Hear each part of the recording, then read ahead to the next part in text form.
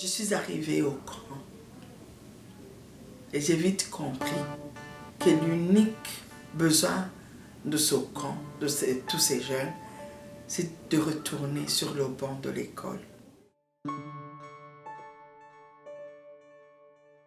L'arme des tyrans, c'est de maintenir les gens dans l'ignorance. Et si vous voulez une vraie démocratie, il faut permettre aux gens d'être bien éduqués.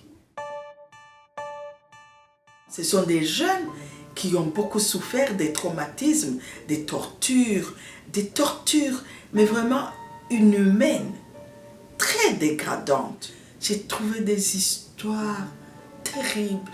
On les a violés, brûlé leur sexe. Et je me suis dit non, il faut les détraumatiser, il faut changer le cours des choses. Donc ils ont besoin de l'appui psychologique. On ne peut pas envoyer un jeune à l'école si on ne le suit pas alors qu'il souffre de traumatismes graves. Si on regarde le rôle d'abord de la femme en Afrique et de la jeune fille, c'est qu'elle se sacrifie toujours pour permettre aux jeunes garçons d'aller à l'école.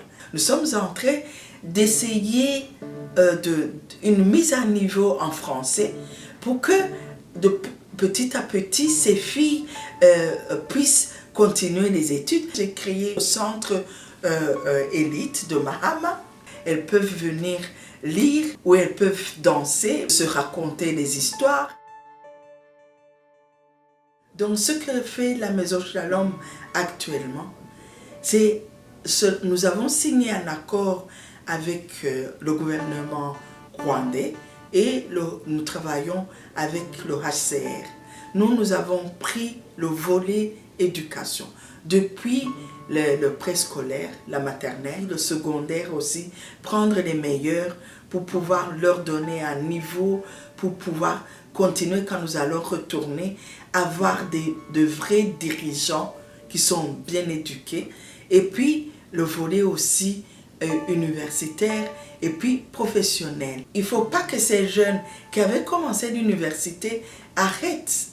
S'ils arrêtent, c'est qu'ils vont être recrutés par les groupes armés de la République démocratique du Congo. Donc je voudrais arrêter aussi, je dirais, ce cycle de violence, de recrutement toujours des jeunes qui sont au chômage, qui ne voient pas d'autres opportunités. Donc ils se disent, vaut mieux prendre les armes et retourner chez moi.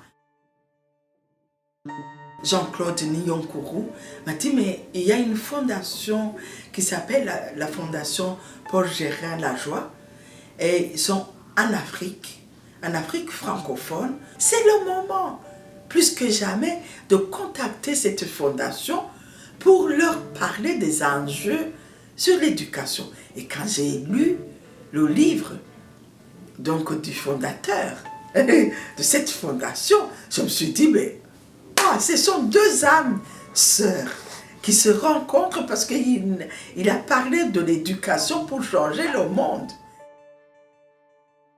Je vous interpelle de m'aider à lancer ce défi au monde entier. Et je suis sûre que quand la femme bouge, le monde bouge.